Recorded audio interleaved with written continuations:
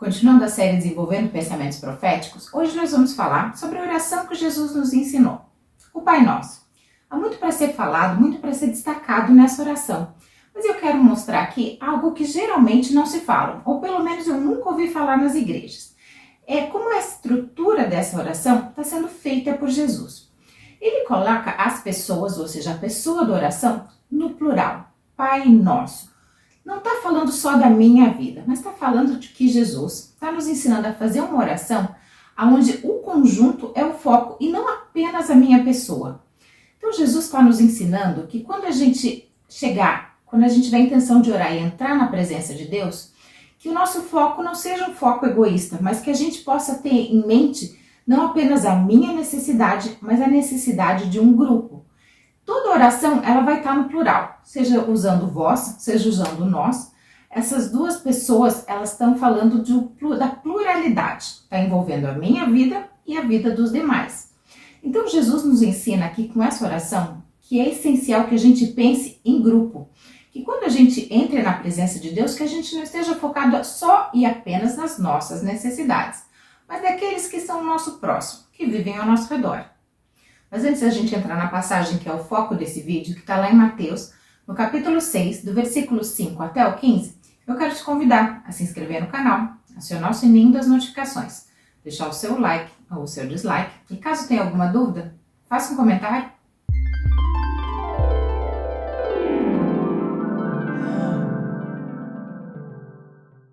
Então, conforme de costume, a gente vai analisar elementos desse texto da oração do Pai Nosso, e colocar esses elementos no contexto do sonho e ver quais os possíveis significados. Através disso, a intenção é te ajudar a desenvolver pensamentos proféticos para você interpretar os teus sonhos.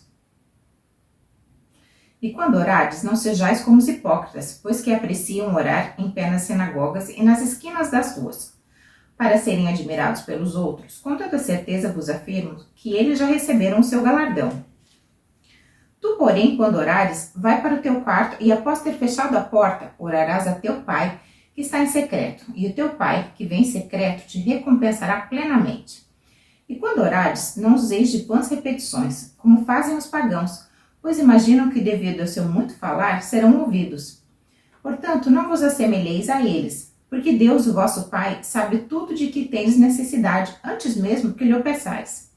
Por essa razão vós orareis: Pai nosso que estais no céu, santificado seja o teu nome. Venha o teu reino, seja feita a tua vontade, assim na terra como no céu. Dá-nos hoje o nosso pão diário. Perdoa-nos as nossas dívidas, assim como perdoamos aos nossos devedores. E não nos conduzas à tentação, mas livra-nos do maligno, porque teu é o reino, o poder e a glória para sempre. Amém. Pois se perdoardes aos homens as suas ofensas, assim também vosso Pai Celestial vos perdoará. Entretanto, se não perdoardes aos homens, tampouco vosso Pai vos perdoará as vossas ofensas. Com essa oração, Jesus nos ensina a forma ideal de entrarmos, de estarmos na presença de Deus. Mas você já reparou que essa oração, se ela não for com um coração alinhado e com um coração perdoador, ela na verdade é uma sentença que nos acusa. Porque a oração fala o seguinte: perdoa-nos assim como nós perdoamos. Então, se eu não tenho perdão para oferecer, Deus também não vai nos oferecer perdão. Tenha então isso em mente. A maneira com que nós agimos com relação ao nosso próximo libera a maneira que Deus vai agir com relação à nossa vida. Essa passagem começa falando no versículo 5 sobre o chamado para oração. E se você já faz parte desse canal e assistiu alguns dos nossos vídeos, você vai ver que oração geralmente está ligada a quarto, a intimidade, buscar a Deus. Porque aqui está falando, entra no teu quarto e fecha a porta. Então, quarto, em sonho, vai estar falando da intimidade, de buscar a Deus em oração. Outras possíveis interpretações para oração estão ligadas principalmente a celular ou telefone. Isso porque está falando de ondas, de uma comunicação que vem em ondas. Então, telefone celular ou até mesmo telefone fixo também vai apontar para oração, para estar na presença de Deus, para buscar a Deus. Como é que está essa comunicação no sonho? É possível também que a oração seja apresentada por estar numa roda de amigos, talvez lendo um livro, ouvindo uma música, uma necessidade de ficar separado ou então conversando, se comunicando. A comunicação ou essa intimidade vai expressar necessidade de oração e sonho. Mais uma coisa que eu quero destacar aqui. Talvez em sonho, se você estiver conversando em algum aplicativo, no WhatsApp, ou conversando virtualmente com alguém. Isso também pode apontar para a necessidade de buscar em Deus em oração. Também vai estar falando sobre oração. O versículo 6 está falando do quarto, do fechar a porta, mas aqui também está falando sobre o secreto, sobre a recompensa. Isso também, vamos dizer que você esteja procurando em sonho por alguma coisa. Algo secreto, ou talvez alguma peça, algo que você perdeu. Isso também vai estar apontando para a oração. Eu quero destacar aqui também nesse versículo 6 a palavra Pai, que está se referindo a Deus. Como que Deus pode se manifestar em sonho? Deus pode se manifestar principalmente através do vento, da água, do fogo, ou então através do seu pai terreno. Se você teve uma boa relação, se você tem uma boa relação com seu pai terreno, Deus pode vir falar com você e usar a presença ou a imagem do seu pai para apontar para ele, para mostrar que o seu pai terreno está apontando para Deus, Deus falando contigo. Deus pode usar também, para representá-lo em sonho, alguém que você respeite como um pai. Pode ser um avô, um padrasto, um tio, ou alguém que você tem em alta consideração. Pode ser também um pastor. Não necessariamente precisa ser alguém do sexo masculino. Eu já tive um sonho que uma pastora, da qual eu gostava muito, ela me trouxe uma mensagem e ela representava no meu sonho o próprio Deus. Então não fique atrelado só ao sexo masculino.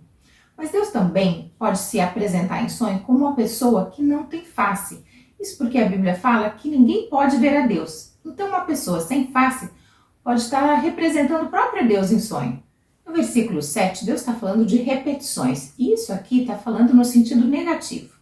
Isso pode ser representado em você andando ou dirigindo em círculo, passando sempre pelos mesmos lugares.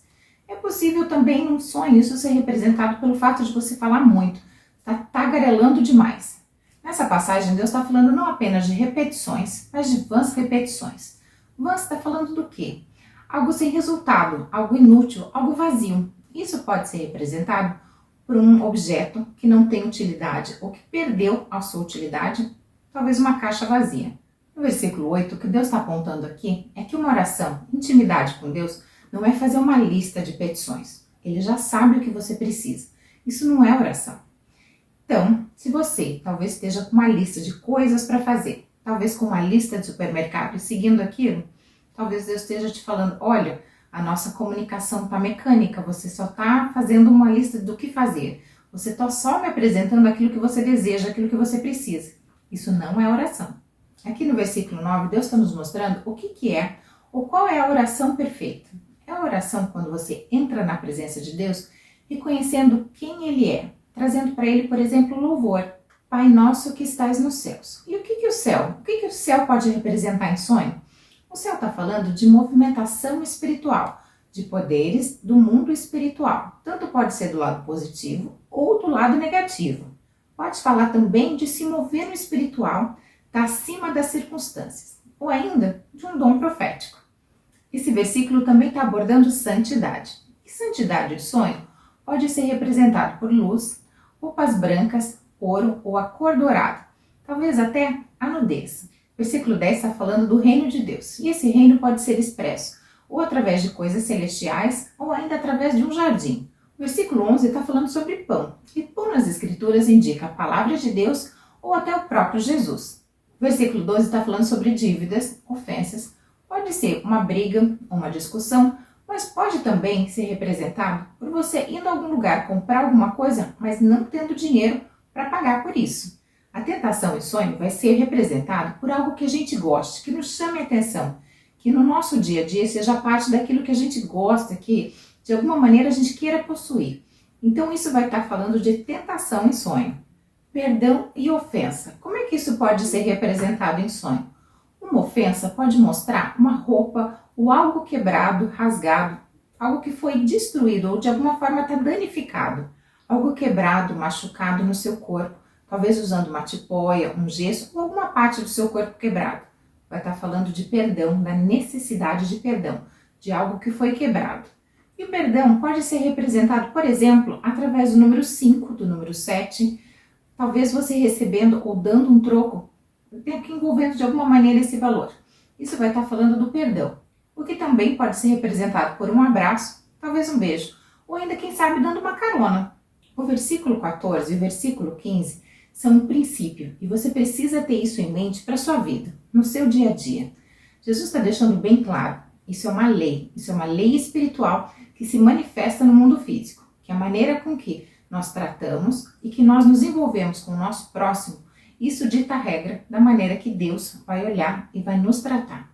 Então tenha isso em mente quando você está nos seus relacionamentos e até mesmo quando você foi ferido ou magoado.